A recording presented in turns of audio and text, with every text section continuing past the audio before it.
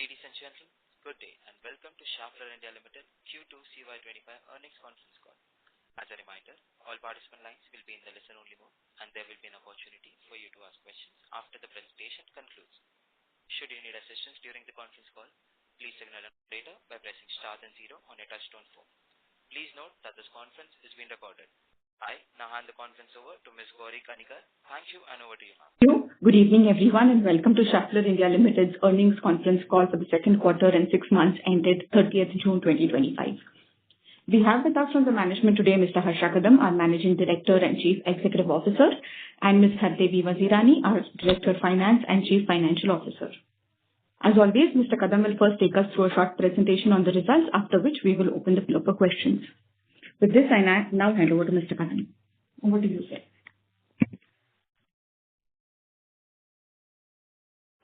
Hello, good evening. Harsha Kadam here. Hardevi Vazirani. Yeah, so let me start, by taking you through the presentation. And as usual, I always begin my presentation by sharing recognitions that we have got from our prestigious customers. And in the last quarter, I'm happy and proud to share that we have received 4 recognitions and awards from our customers and 3 coming from agencies for the various corporate social responsibility initiatives that we run. So to start with, from the customers, 2 awards that came in from the Toyota Group. So the Toyota Kirloskar Auto Parts and the Toyota Industries Engine India. One award was in the area of zero defect supplies in that quarter, and the second award was again in the supply of 100% delivery without missing a single day. Now, both the awards mean prestigious coming from the biggest brand, Toyota. We also got an award from one of our customers, OEM customers, but the award was given for our vehicle lifetime solutions business, which is traditionally the aftermarket business in the automotive space. And the award was from Honda Limited. That said, we also got an award from one of our industrial customers in the railway sector. That is from Alstom. So as you can see, all the marquee brands have recognized us in that quarter, clearly pointing to our commitment, a sustained commitment that we keep with our customers being at the center of what we do, keeping a clear focus on the quality of the products that we deliver, and ensuring that we stay close with our customers and ensure we give them timely deliveries on time. Apart from these 4 awards, we also have received 2 awards for one of the prestigious water conservation projects that we are very proud of in the quarter, that we received these awards coming from the project name being Jal Samruddhi, which is a water conservation initiative. And we were recognized both by Association Chamber of Industry and Commerce and also at CSR Universe Climate Action and Sustainability Awards. We were recognized for the Jal Samruddhi project as such. The third award in our corporate social responsibility drive was an award that we received from Tamil Nadu.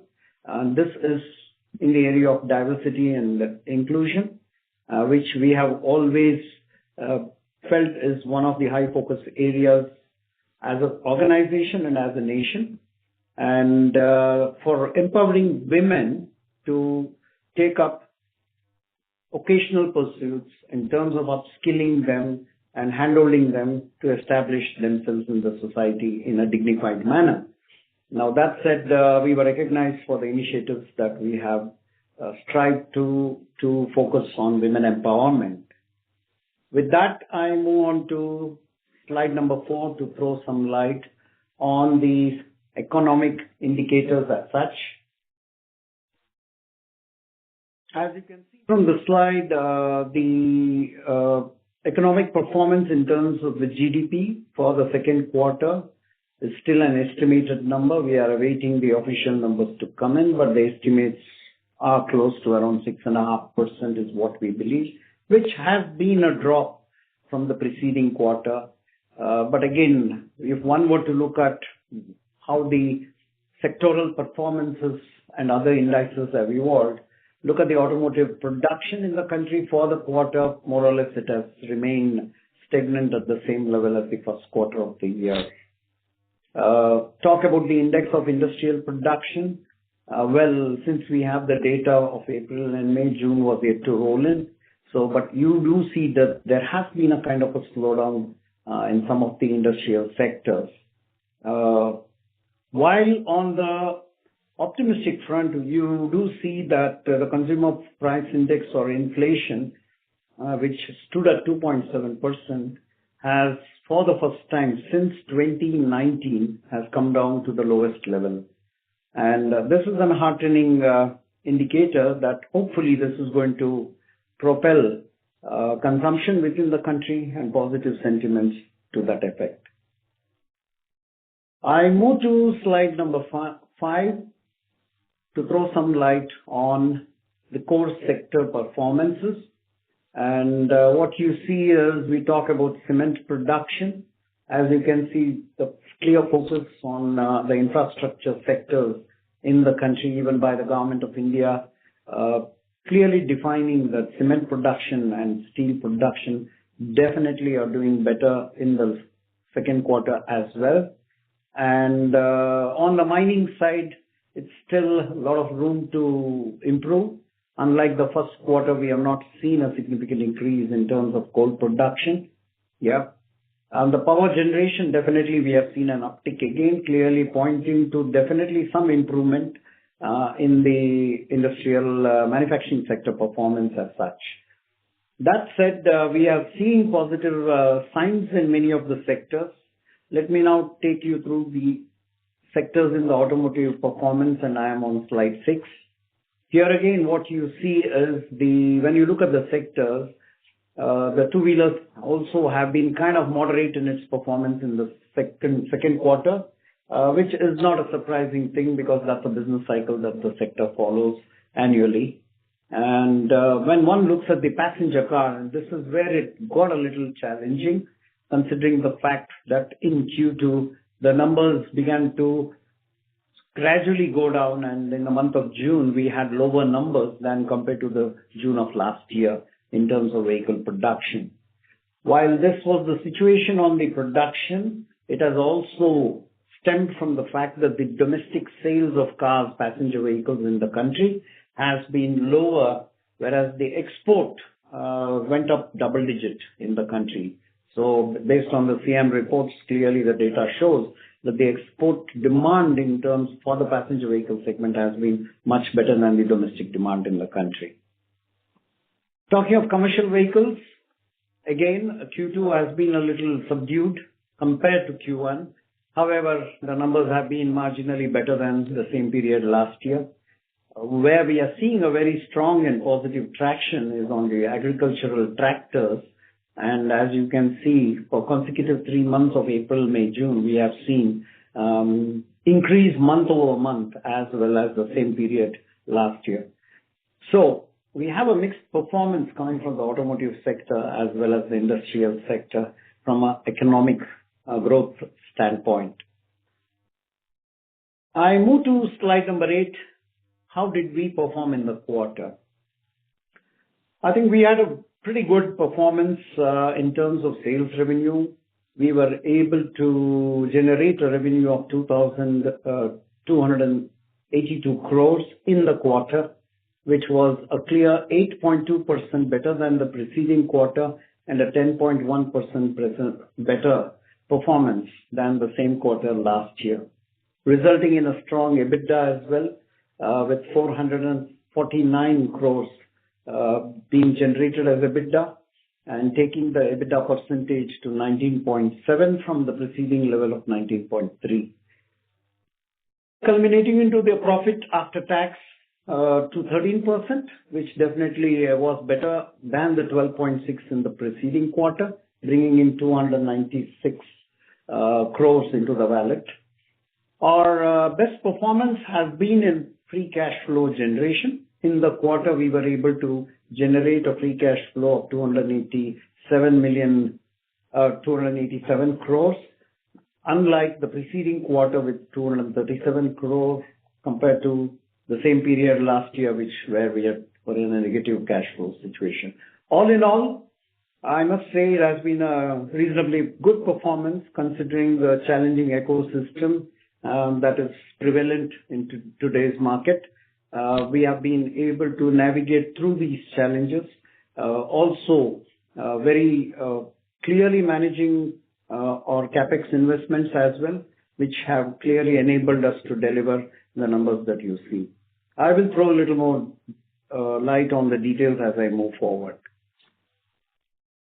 What keeps us going is the new business wins. And what you see here is, again, within the quarter, we have been able to secure some long-lasting businesses, particularly when you look at the automotive technologies.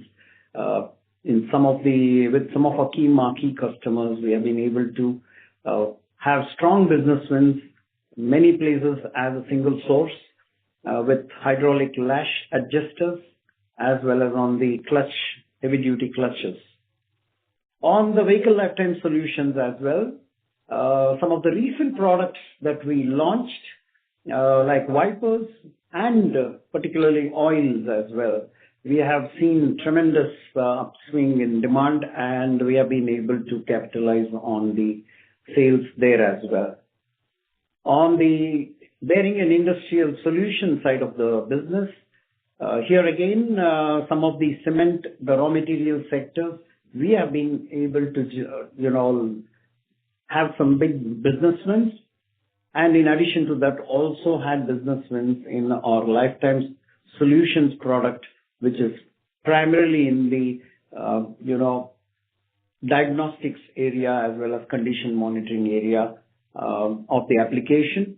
So our continuous focus and strive to keep the pipeline of new businesses coming into the system continues, and this is a key focus area for us to deliver the sustained growth going forward. That said, I now move to an important milestone that we as an organization crossed. I'm on slide 10. In the month of May, we had the executive board of Schaeffler AG coming to Bangalore, and we had the privilege of, using their gracious presence to inaugurate the 5th manufacturing facility in Schaeffler India Limited, a new plant for our clutch applications and some of the drivetrain, powertrain applications that we would be manufacturing in this plant. The first hall to that effect, with 16,500 square meter of floor space, was inaugurated officially, and the machines were rolled into production.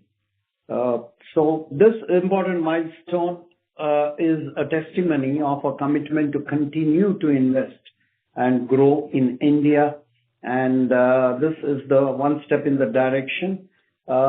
Just to share with you that this same plant also has additional land space to further expand to 3 times the size what it is today, now that we have started off. With this, I move to slide number 11. Another important milestone that we crossed was with the launch of the Tata Harrier.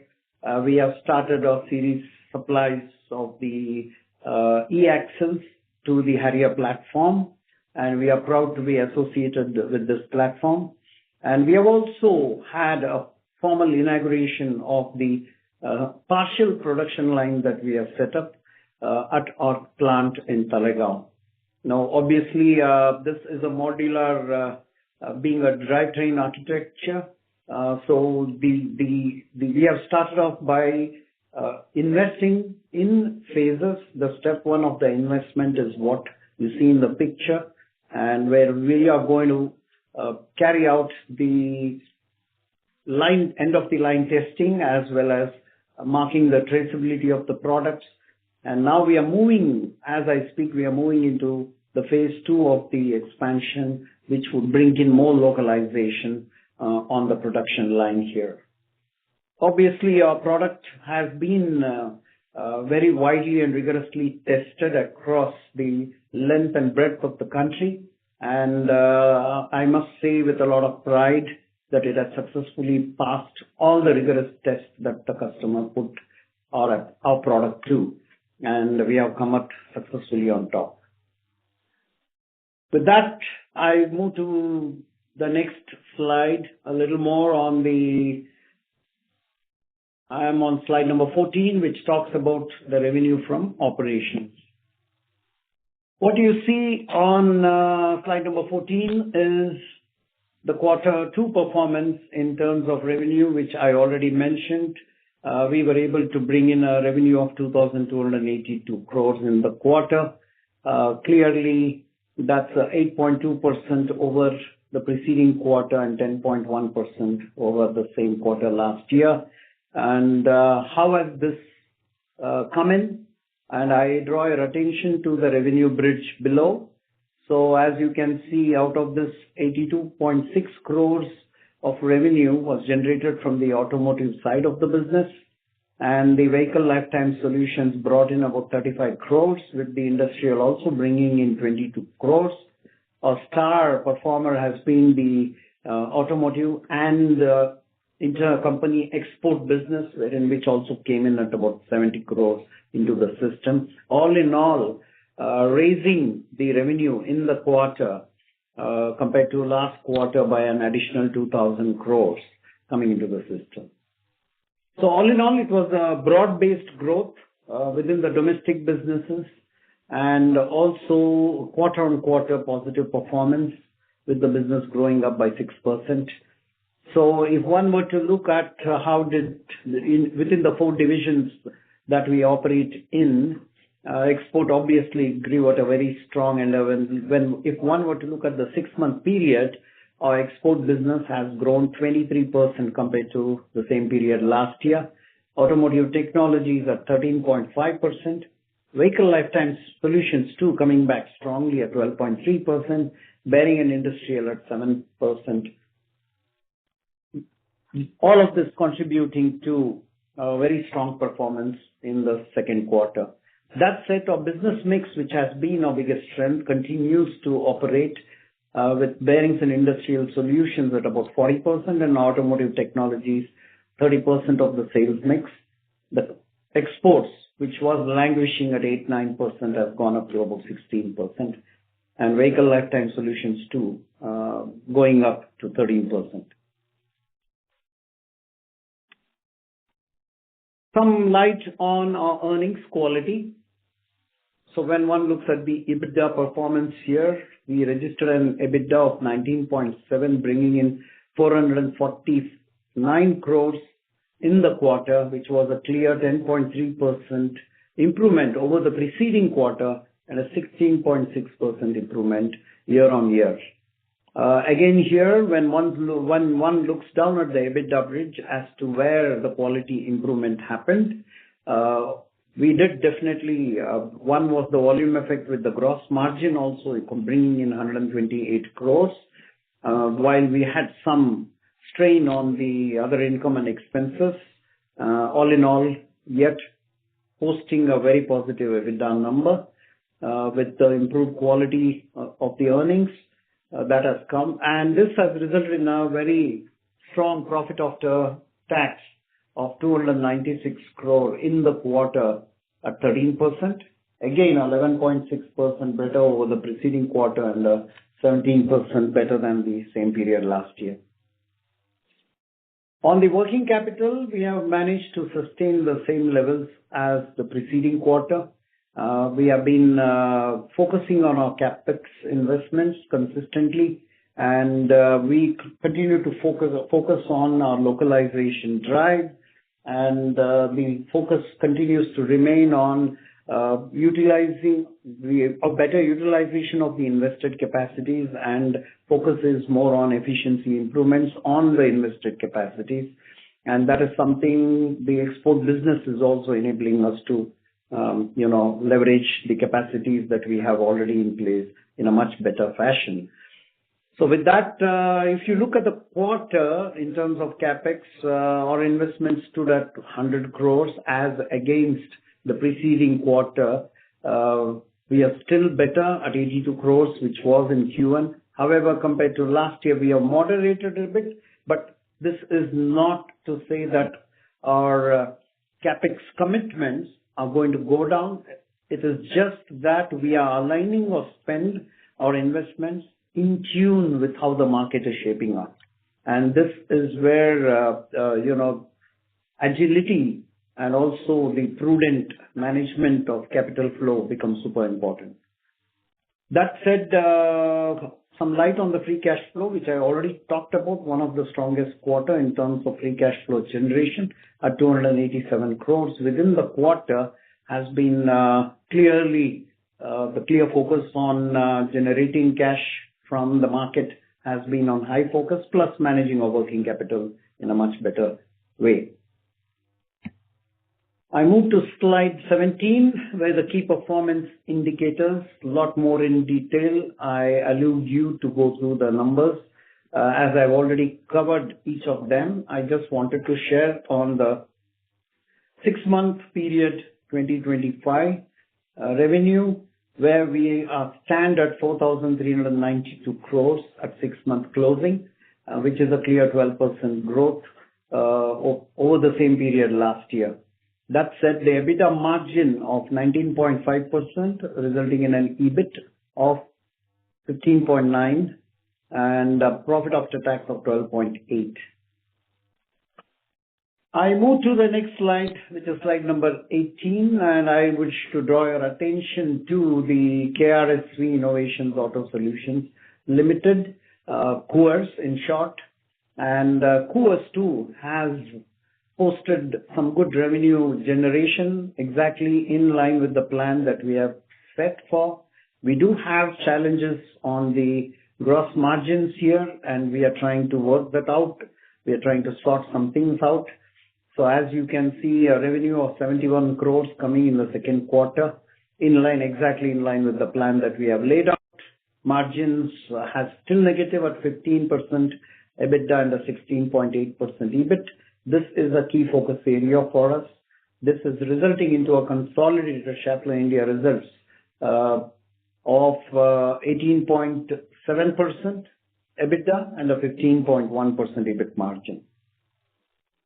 With that, I move to slide number 19.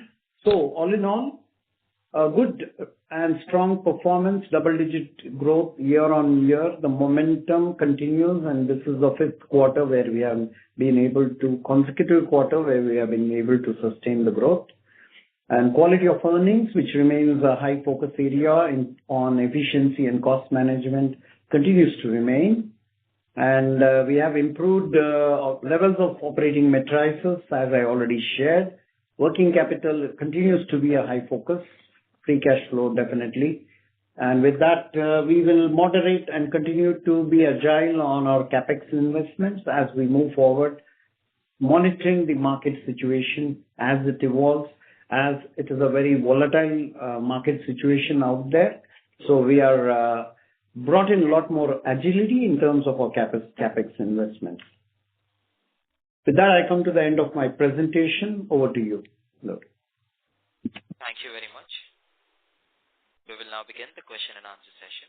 Anyone who wishes to ask a question may press star and 1 on the touchtone telephone. If you wish to remove yourself from the question queue, you may press star and 2. Participants are requested to use handsets while asking a question. Ladies and gentlemen, we'll wait for a moment while the question queue assembles. The first question is from the line of Mukesh Saraf from Avendus Spark. Please go ahead.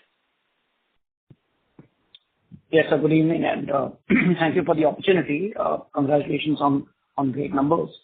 My first question is regarding a recent commentary from the Schaeffler Group CEO, Mr. Klaus Rosenfeld, he'd mentioned that the capex, or rather the investment in India, is expected to be upwards of 100 million euros a year.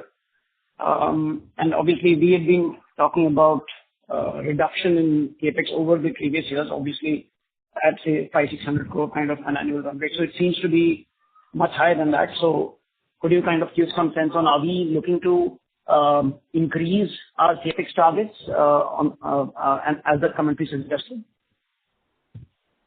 Thank you for your question on capex. Mr. Rosenfeld announced overall 500 million euro in next 5 years until 2030. So averaging out to approximately 100 million euros starting from 2026 onwards for 5 years.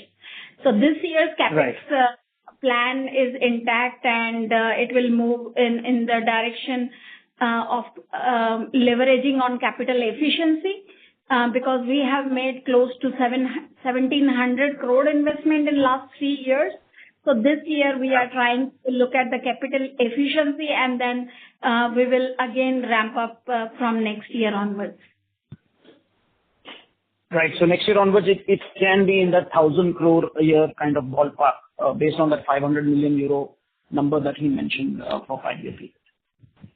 Mr. Saraf, as I already mentioned, that yes, we definitely want to continue to invest.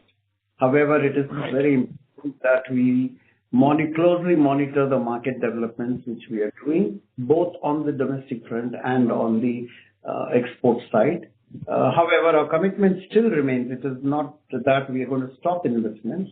It's just that we will have to play with the market. The way the market moves, we are also going to monitor and start investing in, because we already have the space. It's the machines that we need. So that's something we will take a call, looking at which product lines need to be invested in, which needs to be localized. So there are various parameters that we measure them, and accordingly, we will continue to invest. Sure. Thanks for that. And in terms of exports, we've seen a very strong quarter, again, a good growth even on a sequential basis. Any kind of outlook or visibility that you can provide? Last time you had mentioned about the Asia Pacific markets doing better, and from there we further improved. So any kind of visibility that you have on exports that you can help us understand here? So at this point of time, as it looks based on the order book, that we will be able to sustain the pattern that we have so far, at least this year. However, how the geopolitical situation and the market in Europe, Americas are working out to be, it will determine the next year. However, this year the order book is secured. Yeah. So just to add to your comment on the exports to Asia Pacific region, I'm happy to say that our growth is definitely there in the Asia Pacific region. We have been considerably grown in the Asia Pacific region, and our dependency on the rest of the world, we have been kind of moderating it to bring in that balance. And I'm happy to say that we have succeeded to a large extent in increasing our export business into the Asia Pacific. Sure. Good to know that. And just last question from my side is, when I look at the bearings and industrial solutions business, especially in the non-mobility side, the other side, it seems to have kind of flattened out this quarter after like maybe 4 or 5 quarters of 20+% growth. Anything that we should read into that, or is this just a temporary kind of a blip? Yes, but when one looks at within the sector, specific sectors, we have been able to, perform very good. In some of these specific sectors, we have seen a very strong growth in our, for example, the railway. If one were to look at Q2 performance, we have done pretty well in the railways. We have done well, obviously, in the wind energy sector. So we've been able to consistently grow. We also done good in the off-roads, with a clear focus on it.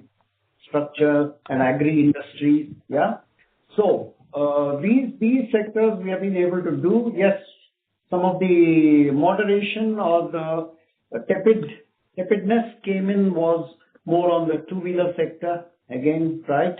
And yeah, so and our distribution also did pretty well. I must say the distribution business did pretty well in the industrial distribution, I mean, when I talk about it. So that took pretty strongly. So some sectors which are critical for us in terms of volume as well as on the margins, they have helped us in this quarter. Got that. Great. Thanks a lot. I'll get back to you. Thank you. The next question is from the line of Raghunandan from Nuvama Research. Please go ahead.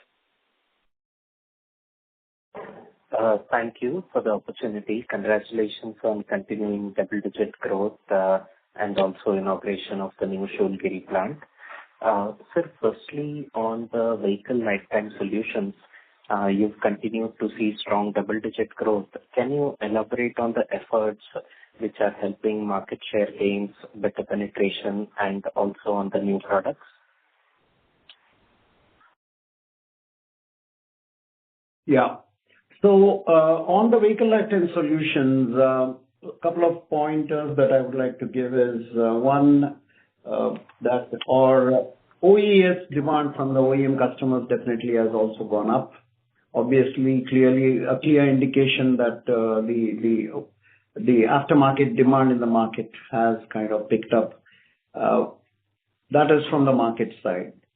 From our own efforts side, some of the traded goods that we launched, also we saw a strong uptick. In terms of the oils and lubricants, in terms of the wiper blades, we have seen strong uptick in demand. We were able to leverage that. Also, what we did was we were able to, with the sluggishness that we saw in the OEM side of the market, we were able to better leverage the production capacities to go ahead and leverage those available capacities to feed more into the aftermarket as well. And particularly this is coming in our clutch portfolio, which we sell in the aftermarket. So all in all, there were multiple reasons which we were able to manage very well in this quarter. Thank you, sir. And you alluded to other expenses income during the opening remarks. Can you indicate on the other expenses side, it seems to be notably higher YOY. Was there any one-offs there? What was the reason for it? Would it also include the costs relating to the new plant? And also on the non-operating income, there is a strong growth. If you can highlight on that as well. Yeah, sure. So on a non-operating income side, we had supported the group companies in specific projects, which was charged out to them based on the transfer pricing policies of the group. So income is mainly for the project related support cost that was incurred by us, and it was then charged out to the group companies. On other expenses side, it is mainly there are certain one-time expenses related to the new plant, certain toolings, certain operating supplies, the filling, the coolants, etc. in the plant, as well as certain one-time expenses for tooling for e-mobility, which we have been able to beautifully absorb because of the better gross margins. Got it. What would be the sustainable rate here for other expenses? I mean, going forward, what would be that one-time impact which would not be there next quarter? I think we have been able to manage overall in the usual range that we show quarter on quarter, and we will be able to maintain that as we go forward in the year, because these are the fixed costs and those will be absorbed with the double-digit growth. So we don't foresee any further hiccups in the coming quarters. Got it, ma'am. So also congrats on the commencement of series production of EXL, which you commenced last quarter, and now you have started the phase 2 investment or CapEx. Can you indicate how do you see the progress on ramp up, and considering that you have a lifetime order size of 300 million euro, what can be the annual revenue run rate for this particular project, and how do you see the domestic and export shaping up? I sense there are two questions within that one question that you asked. So let me take the first part first. So to answer to 300 million, which we had projected, and how is it going to ramp up? Well, as you know, it all depends on the vehicle that is launched already, and we are already seeing good response in terms of our series supply, which we have already started, is an indication that the vehicle is doing well. However, for me to give you a number, it's pretty challenging now because we'll have to wait and watch how the vehicle performs in the market. That's number one. But the other question I was unable to grasp, you referred to exports. Yeah, I was trying to understand, would there be an export opportunity also for this EXL component that you would have? Well, as of now, we haven't, we are clearly focusing on the Indian market because this is a market that is waking up. So our entire focus is on how do we leverage and grow the e-mobility business in the Indian market space. Got it, sir. Thank you so much for that. And just the last question, the press release and your opening remarks, you indicated to efforts on localization and the efficiency measures. Can you indicate the current localization share? It was 76% last quarter. Would you be able to achieve 80% by end of 25 or in 26? And sorry, I'm just adding the last question again on the revenue potential for the stream of investment you have done. We couldn't hear your last part of the question. Sorry. I was just trying to understand for the Schaeffler plant, whatever investment has been made so far, how do you see the revenue potential for that? Okay. So on the localization front, certainly with the good demand coming on the export side as well, we were consistently focusing on making the products here. So yes, you are right. We were in the range of 75-76%. And I'm happy to say that in the second quarter, the same number, we were able to take it up to 78 and above. So currently we are in that range of 78-79%. And we will continue to keep that focus because the localization is definitely one of the important prerequisites to compete in the Indian market. Yeah. So that will continue to remain. And the second question was on the revenue increase. Revenue potential for the Schaeffler plant, would you be able to, on the investments which have been done so far, what would be the kind of gross asset turnover you look forward to? I'm afraid, we don't link necessarily every plant-wise revenue performance because there are interdependencies, there are processes which are done by one plant for the other plant. So at this point of time, at least we will not be disclosing on the revenue potential for Schaeffler. Okay. Fair point, ma'am. I'll fall back to the queue. Thank you so much. Thank you. The next question is from the line of Harshit Patel from Equirus Securities. Please go ahead. Hi, thank you very much for the opportunity. So my first question is on our automotive technology segment. We have been consistently outgrowing the overall industry level volumes when it comes to PVs, CVs, tractors, etc. could you provide a broad breakup of the revenues into these 3-4 larger segments? So has this mix changed significantly in the last 3 to 4 years, and how do you see this mix evolving over the medium term? Yeah, Mr. Patel, thank you for your question. We normally track in terms of the portfolio of products that we play in, and all I can tell you is to give you a specific split. May not be appropriate. Even some of the areas talk about e-mobility have non-disclosures at the customer's end, which is binding us not to share specific details about what revenue we generate. So much as we would love to, we are a little tied down because of the NDAs that the customers have insisted on signing. Understood, sir. Sure, no problem.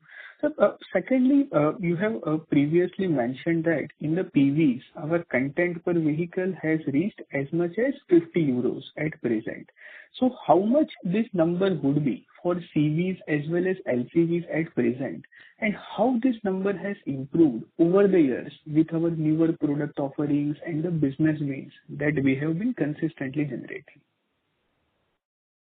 Yeah, just to throw some light, you talked about CVs and LCVs. So let me just talk about that. Yes, our content per vehicle there was somewhere in the range of 50 to 60. Actually, we were lower in commercial vehicles. We have started to increase our offerings there. LCVs in particular, we've been doing well. So I must say we should definitely be in the range of 60 to 65 plus. Even on the passenger car, it's the same story. We have been with hybridization coming in, definitely our content per vehicle also has gone up there. What we do not yet have started to measure is the content per vehicle on the electric vehicles, obviously because we need that necessary volume to come out still. So we have not started the measurements there as such.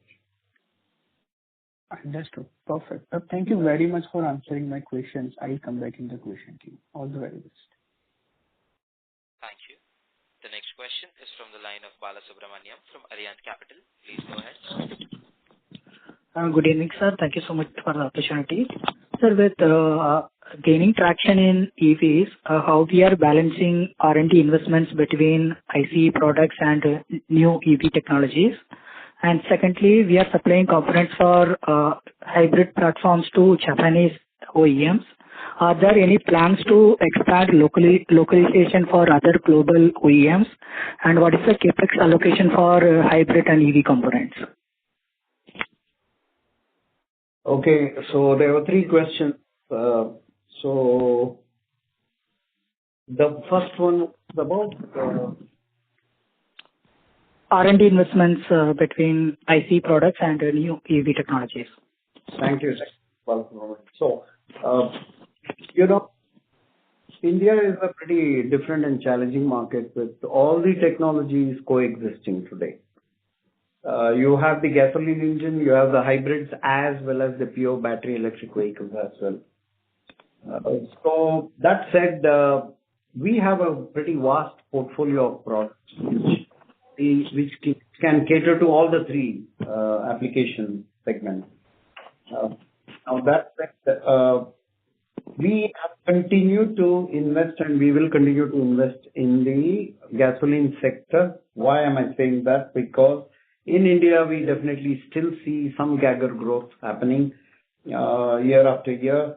And so it is pertinent that we continue to leverage the growth that we see in the gasoline segment, yes, to stay relevant in the market. So we are investing there as well, whether it is to do with, I just said about the lash adjusters that we have won.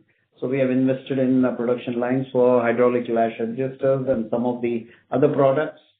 We have already started to also produce for the hybrid powertrains with the Japanese customers who are the prime movers in the hybrid powertrain technology in India. So we have already got the business wins. We are producing these products from our Hosur plant, and we have started to give to them already. Talk about the electric e-axles as well. We have started to invest as well as produce here from Pune. Now, when it comes to the R&D, we already did have the R&D infrastructure in place for the gasoline engine portfolio. Plus, we have a strong support that comes from our headquarters in Germany when it comes to R&D. That said, even for the hybrid technology, definitely that competence is now here in India, as well as we get the ample support coming in from Germany. For the e-mobility side, we were not having 2 years back any competency, but over the last 2 years, our consistent focus in terms of building those capabilities and competence, hiring the right kind of talent to deliver those kind of technologies in terms of R&D has been invested in as well. So rightfully, today, I don't see any reason why in India we cannot be able to develop many of the requirements in any of the three spaces that I already talked about.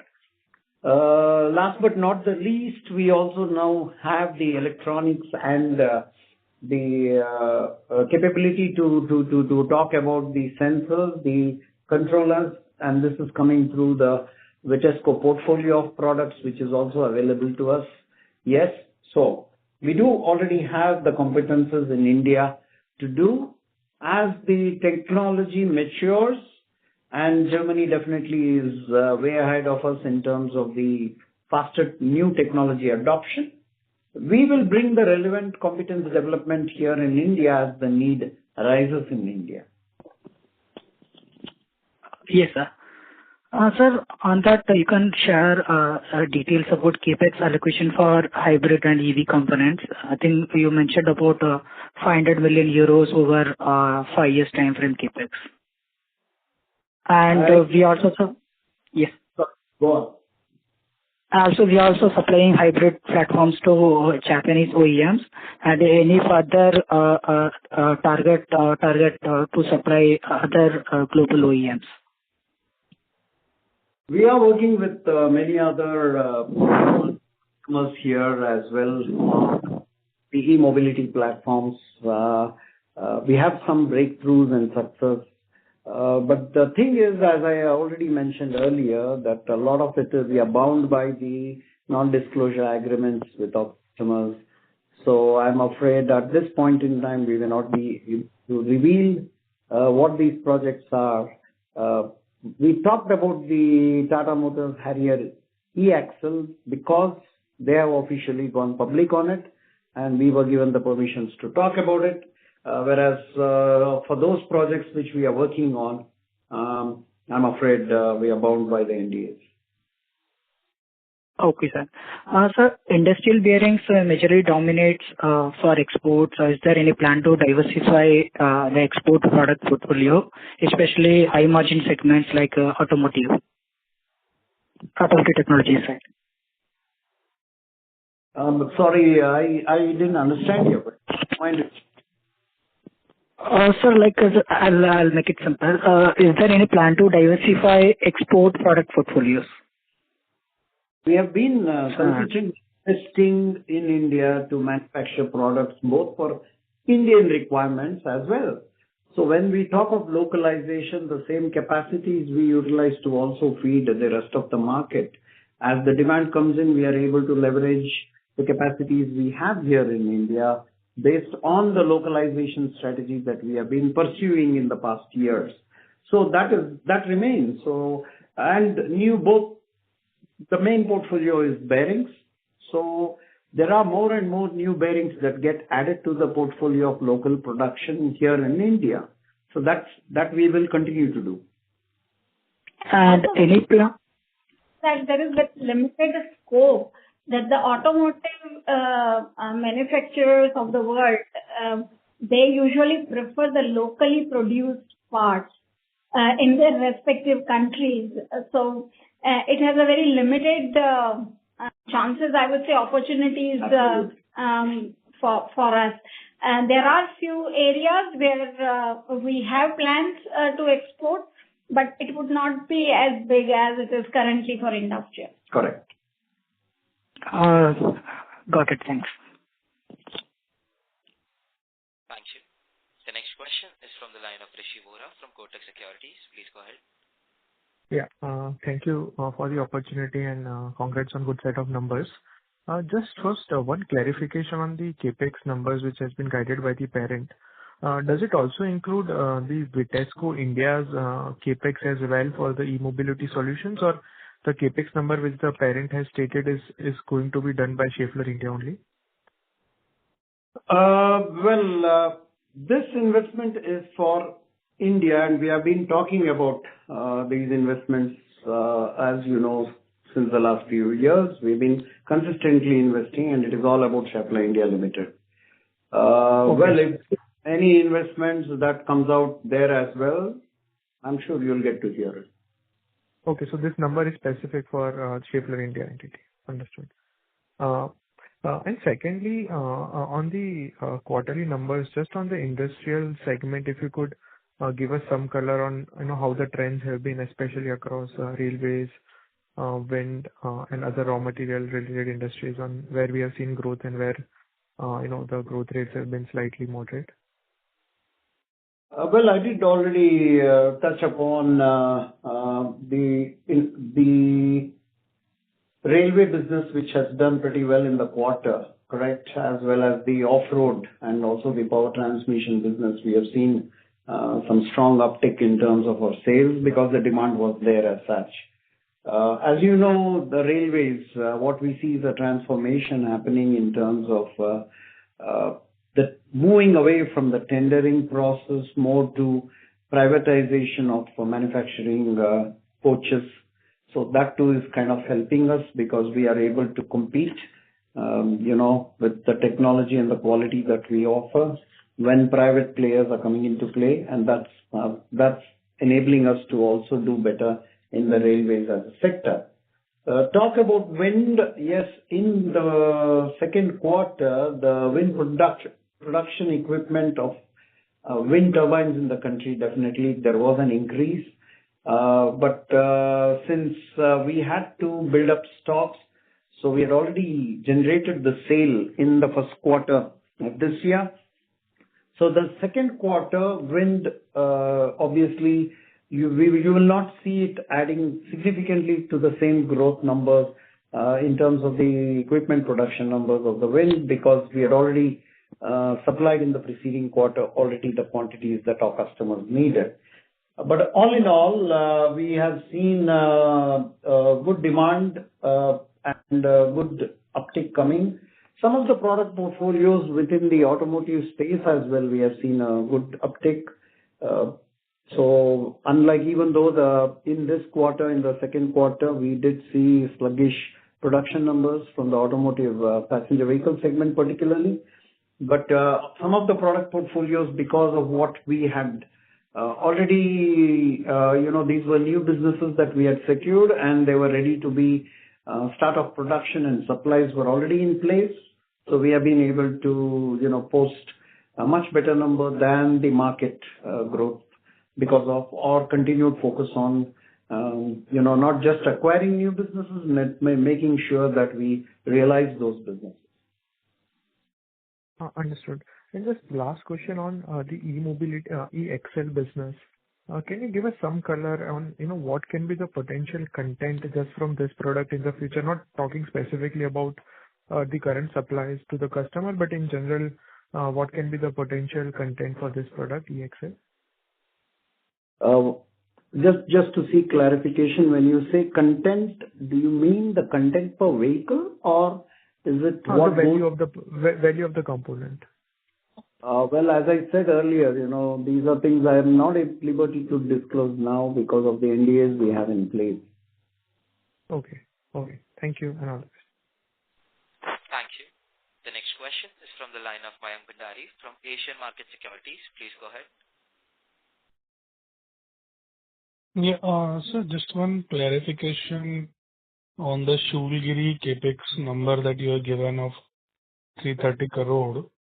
So this 330 crore, how much was done in last year and how much we are doing this year? So most of it was done last year. This year it's close to 40-45 crores so far. Which is, I think, machinery, huh? And Building. and how much of asset turnover we should expect from this number? This is a part that currently we cannot disclose. Okay. And would you be able to share what is the overall capacity utilization or plants are operating at as of Q2? Our capacity utilization is currently close to 85%. There are different capacity utilization at different plants, but all are above 80%. See, as I already mentioned, our localization rate has gone up, and we have been able to better leverage the capacities that are in the country, thereby taking the localization rate up to 78, more than 78. Clear indication that the capacity utilization in our plants is also at a high level. As Devi mentioned, it's definitely better than 85, and we have plants which are doing better than that as well. Okay. And lastly, on this export mix, would you be able to give some data around how much proportion you are exporting to your own sister entities and how much to directly to the customers? No, all of it is to our sister company. I think this should be clarified that whatever we say export is all exported to our sister companies across the world. Right? That's how all multinationals work, and we too are no exception there. Sure. Okay. Thank you. Thank you. The last question for the day is from the line of Saurabh Gujar from ICICI Prudential AMC. Please go ahead. Yes, sir. Thanks for the opportunity. So just on the new Saudi plant, where a good portion of the investments had gone into over last 2 years, right? So out of the constructed halls, what sort of utilization has already happened in terms of the new lines, and what proportion of it would still be left for you to utilize in future? And just on the last part, you highlighted most of the plants are above 80% utilization. Is it true even for the new Saudi plant? Thanks. That is right. That is It is right. also true for Saudi plant. It is true for Saudi plant as well. And of the constructed area, what sort of lines utilization would have already occurred, sir, in terms of the installed lines?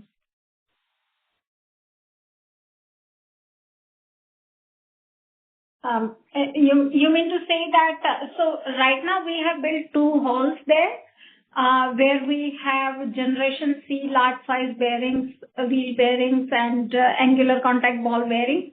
And most of the lines are actually above 90%. Okay, sure. And second question, just on a quick one on the localization, which is proposed for, say, the domestic content requirement for the wind turbine components, right?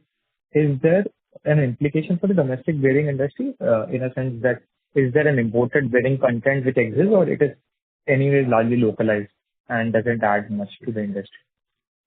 Are you referring to the wind segment specifically? Yeah, on the localization, the domestic content which is proposed for the wind turbine components, right? So are the wind bearings anyways localized, or is there a good imported bearing market which can be replaced due to this? Surely, as I said earlier, our localization rate is still at 78%, although we have improved over the preceding quarter. So there are products that we continue to import, not just in wind, for the other segments as well. So wind too has a few bearings that we do not make here, considering the limitations of the machines that we have. So there are clear investment plans in that direction as well, to bring in those sizes of bearings to be manufactured here in India, which we today are importing. So we have a clear plan for the wind as well going forward. And just to add I think in the last year itself, more than 27 different types of bearings have been localized. So, which means we were hitherto importing these bearings, and now we have started to make them here, and some of it definitely is for the wind segment as well. Yeah, that's it. And all the best. Thank you. Ladies and gentlemen, due to time constraints, that was the last question for the day. I now hand the conference over to Ms. Gauri Kanikar for closing comments. Thank you, everyone. Thank you for joining us today. If you have any further queries, please do reach out to me or drop me an email at gauri.kanikar@schaeffler.com. Good evening and wish you a good day. Thank you. We now end the call. Thank you. On behalf of Schaeffler India Limited, that concludes this conference. Thank you for joining us, and you may now disconnect your line. If you found this video helpful, please like, share, and subscribe for latest upcoming videos.